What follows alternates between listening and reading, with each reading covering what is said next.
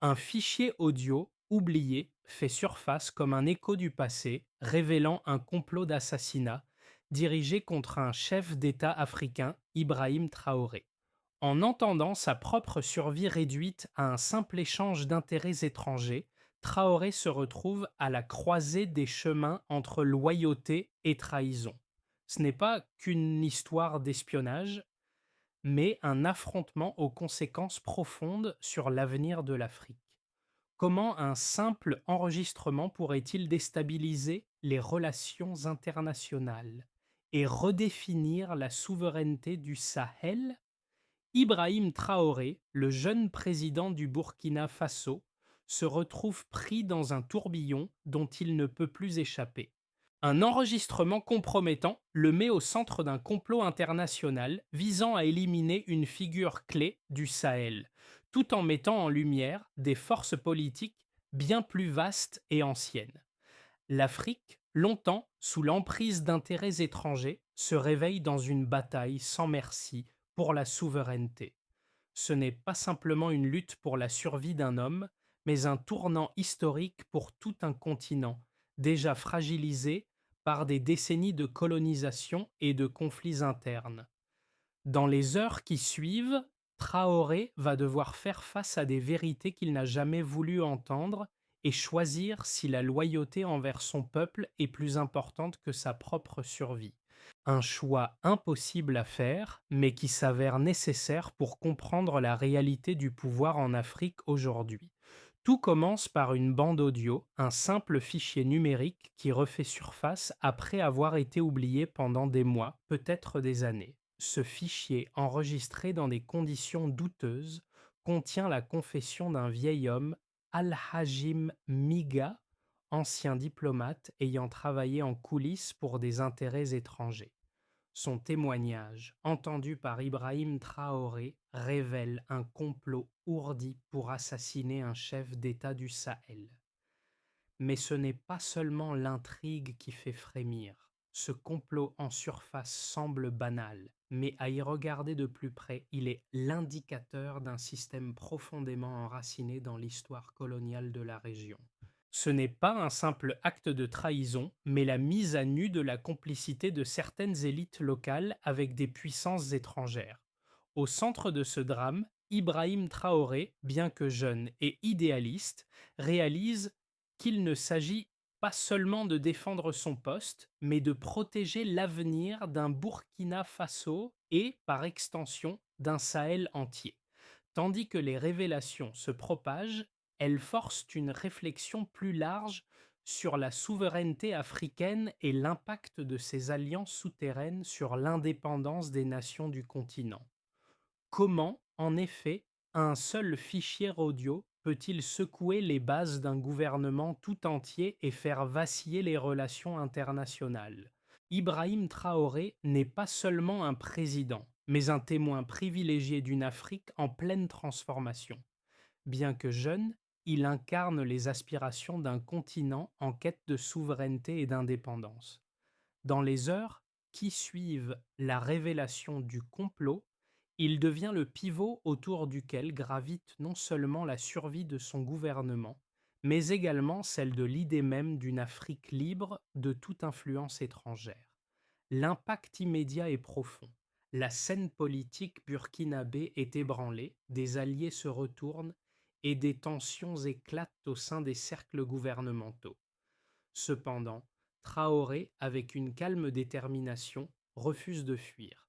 Il sait que ce moment ne représente pas une simple épreuve personnelle, mais un défi bien plus grand. Il doit prouver que l'Afrique n'est plus le terrain de jeu des puissances étrangères. Ce qui commence comme une crise de confiance entre les élites devient rapidement un test de la résilience d'un continent tout entier. Dans ce contexte, Traoré devient l'homme qui incarne non seulement la résistance contre un complot, mais aussi la possibilité d'un avenir indépendant. Cette confrontation n'est pas seulement géopolitique, elle est existentielle. Et alors que les complots se dévoilent, il devient évident que la lutte pour la souveraineté du Burkina Faso pourrait bien être la bataille clé pour l'avenir du Sahel. Les premières heures après la révélation du complot sont cruciales.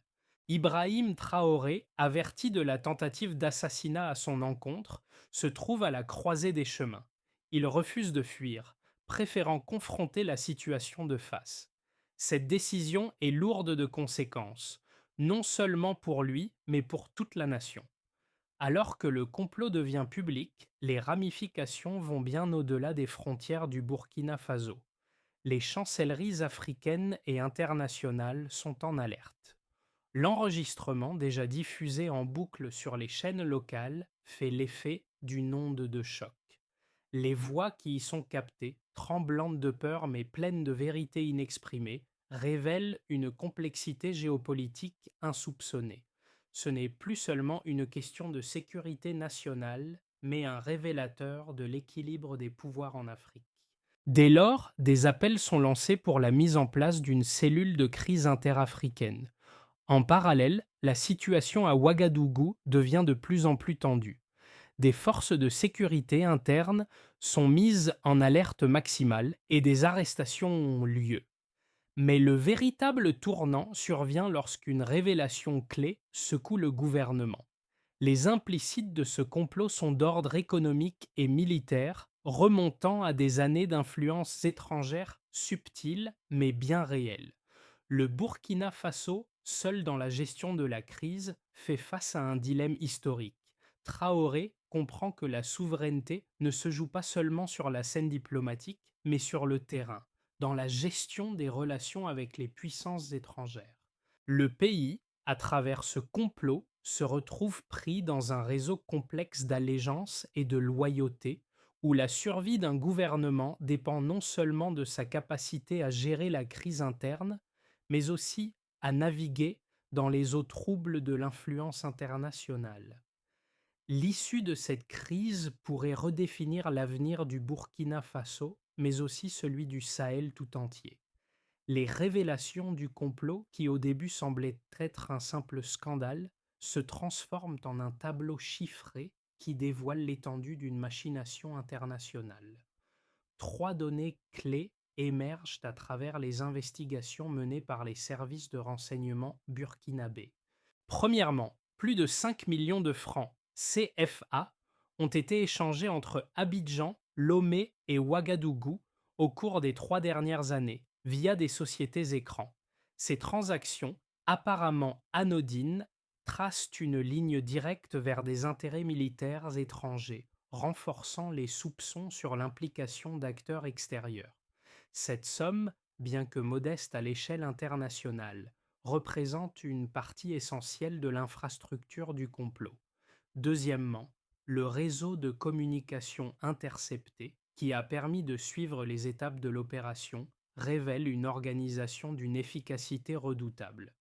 Entre novembre 2024 et janvier 2025, 12 messages chiffrés ont été échangés entre les comploteurs, chacun portant des informations cruciales sur le déroulement de l'assassinat projeté.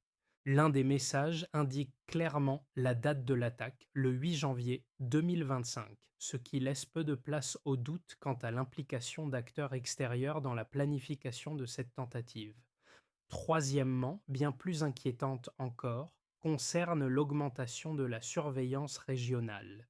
Les services de renseignement de plusieurs pays du Sahel, agissant sous un mandat de coopération interafricaine, ont intercepté des communications concernant l'opération Oryx.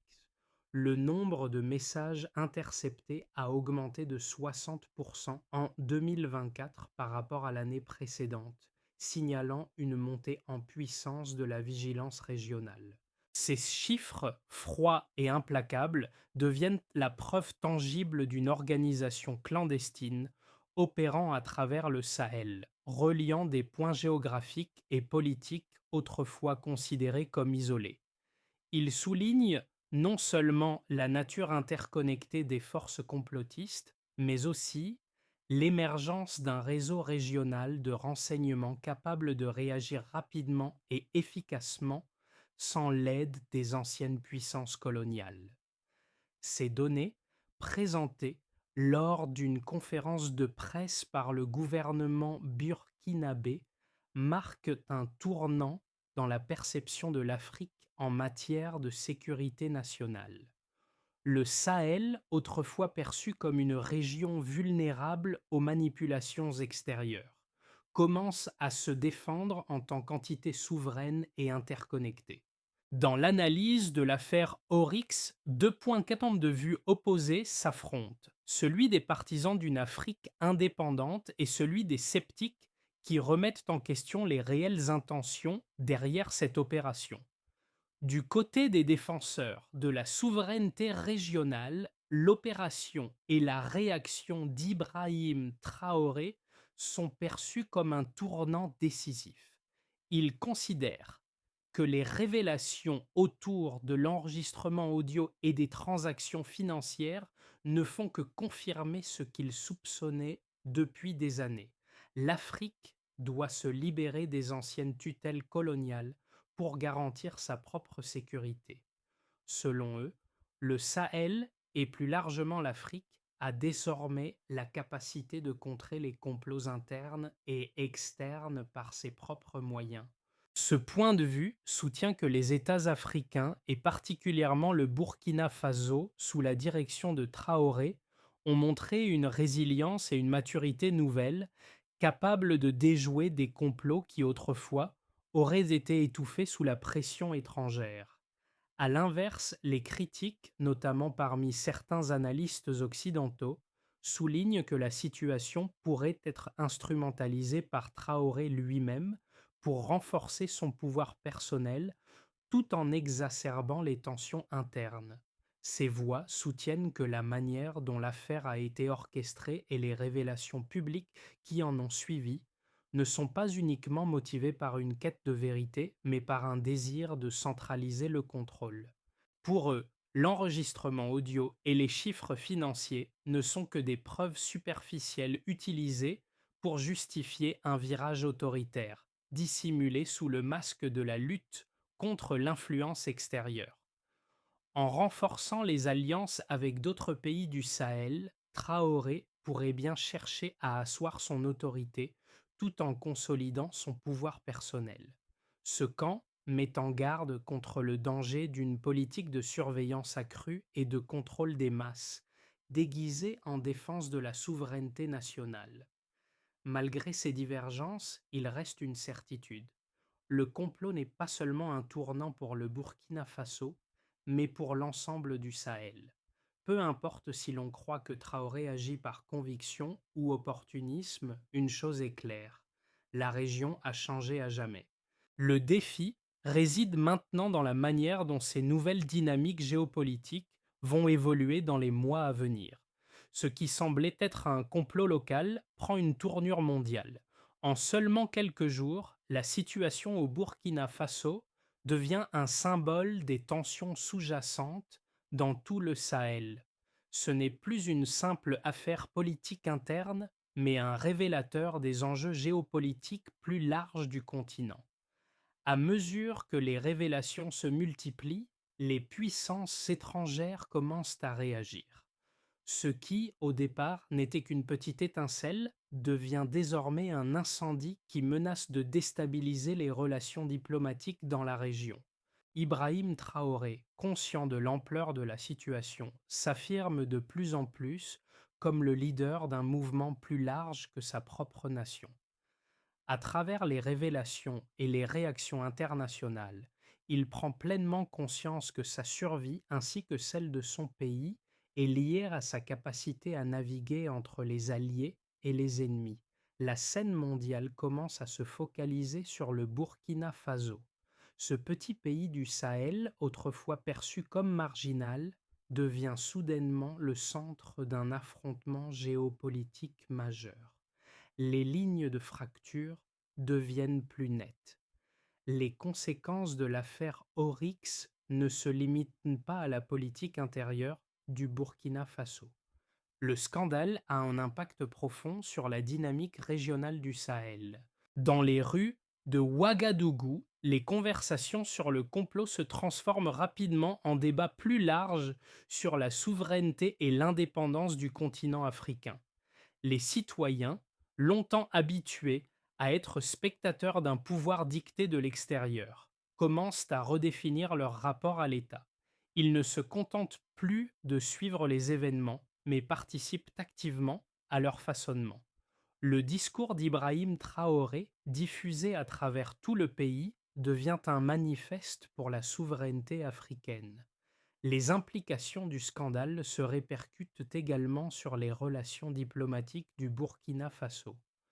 Alors que le gouvernement burkinabé renforce ses alliances bilaterales avec d'autres nations du Sahel, des tensions se créent avec des partenaires traditionnels comme la France. Cette évolution est particulièrement visible dans le domaine économique. L'influence de la France, autrefois dominante, commence à se réduire, alors que de nouvelles alliances, notamment avec la Russie et d'autres pays africains, prennent forme. À l'échelle régionale, le Sahel se trouve dans une position délicate.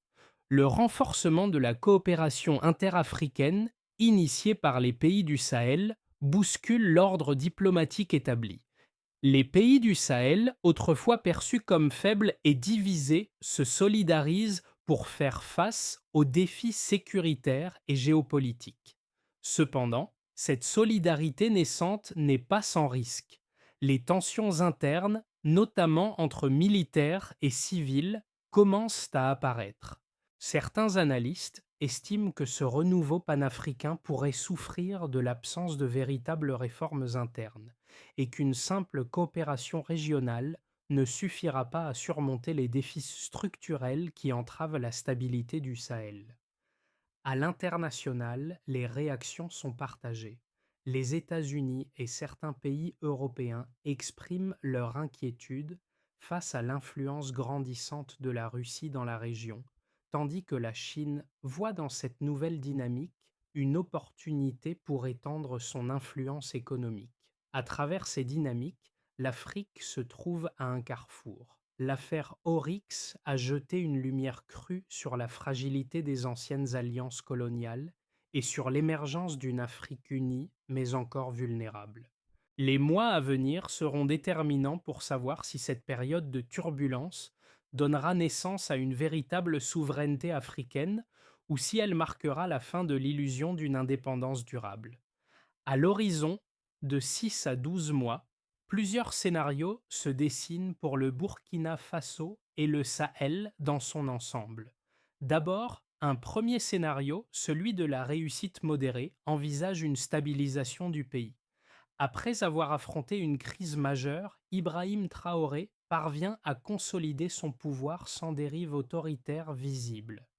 Le Burkina Faso, renforcé par des alliances avec d'autres pays du Sahel, réussit à établir un bloc de sécurité solide, en dépit des pressions extérieures.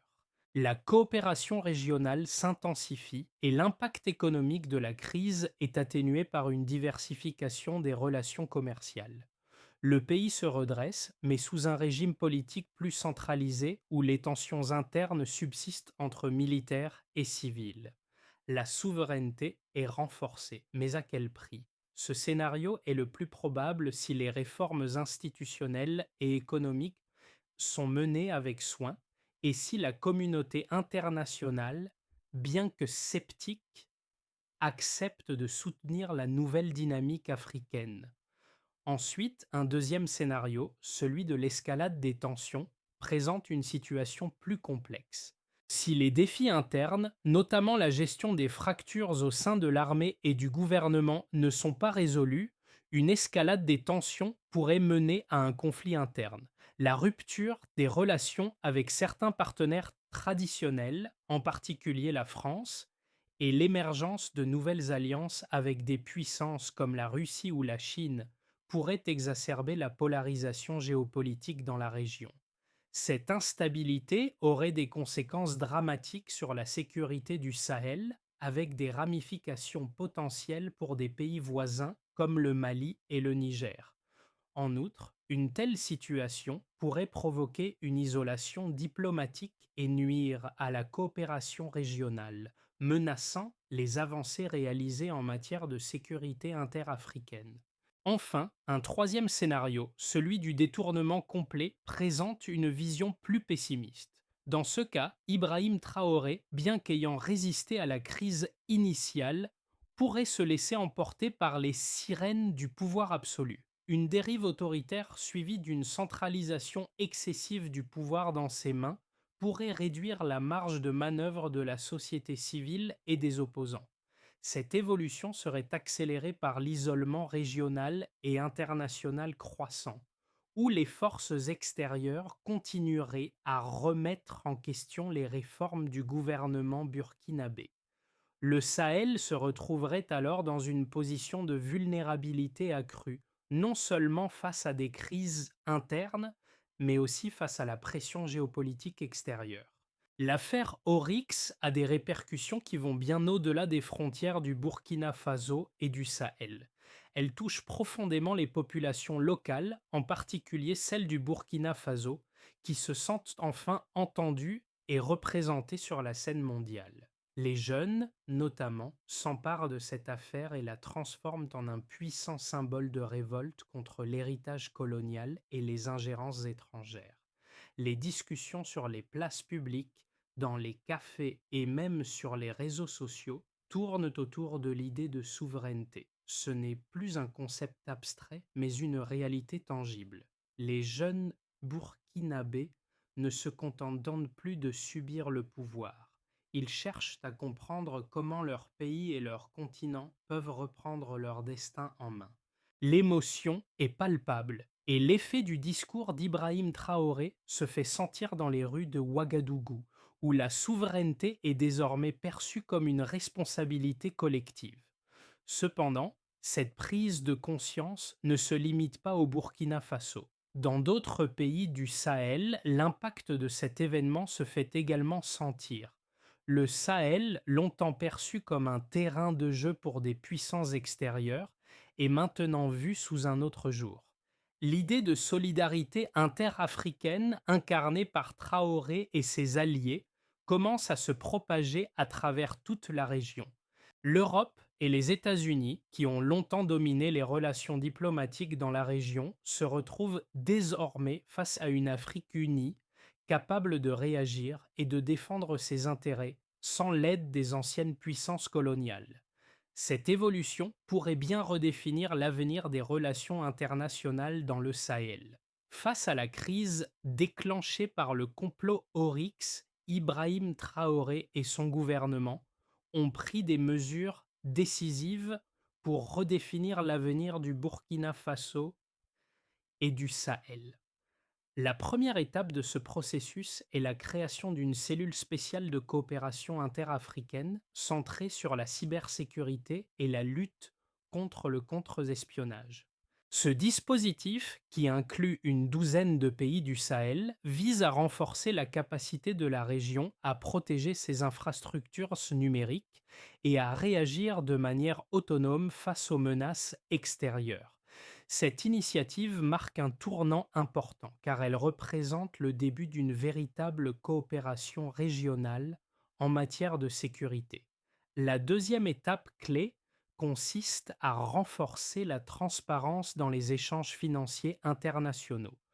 Le gouvernement burkinabé a décidé d'exiger des comptes bancaires transfrontaliers, une transparence trimestrielle, avec une supervision conjointe entre le Burkina Faso et le Ghana.